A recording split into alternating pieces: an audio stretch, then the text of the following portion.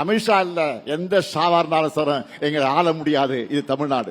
எந்த ஷாவும் ஒன்று செய்ய முடியாதுன்றாரு. நினைவுபடுத்துகிறேன், 76 கே.க. ஷாவால் தான் இவர்கள் ஆட்சி கலைக்கப்பட்டது. இந்த ஷால ஏதோ ஒரு ஷாவால் இவர்கள் ஆட்சி கலைக்கப்பட்டது. இந்திய வரலாற்றிலேயே ஊழலுக்கு ஒரு முறையும் தேச விரோதத்திற்கு ஒரு முறையும் 2 முறை ஒரு ஆட்சி கலைக்கப்பட்டிருக்கிறது என்றால் அது திராவிட முன்னேற்ற கழக ஆட்சி.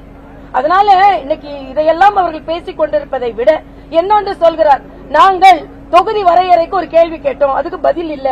மரியாதைக்குரிய அமித்ஷா அவர்கள் பதில் சொல்லிவிட்டார். உங்களுக்கு புரியவில்லை என்றால் நாங்கள் என்ன செய்வது? அதே மாதிரி இந்தி திணிப்பை பற்றி பதில் இல்லை என்று சொல்கிறார்.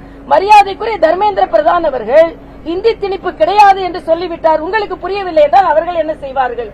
அதனால் புரிந்தும் புரியாதது மாறியும் தெரிந்தும் தெரியாதது மாறியும் ஆக பதற்றத்தில் பதற்றம் இல்லாததை மாறியும் இன்றைய முதலமைச்சர் அவர்கள் மிகுந்த பதற்றத்தோடு இருக்கிறார்கள். பதற்றம் வேண்டாம் முதலமைச்சர் அவர்களே, ஒரு 11 மாதம் பொறுத்திருங்கள், நாங்கள் ஆட்சிக்கு வருவோம். அதற்கு பின்பு என்னெல்லாம் தமிழக மக்களுக்கு கொண்டு வர வேண்டுமோ அதையெல்லாம் கொண்டு வருவோம். எப்ப பார்த்தால் மோதல் போக்கு இருந்தால் எப்படி? நான் கேட்கிறேன், நிதியை பற்றி பேசுகிறீர்கள், ஏன் நிதி ஆயோக் கூட்டத்திற்கு போகவில்லை? ஒரு மாநிலத்தின் நிதி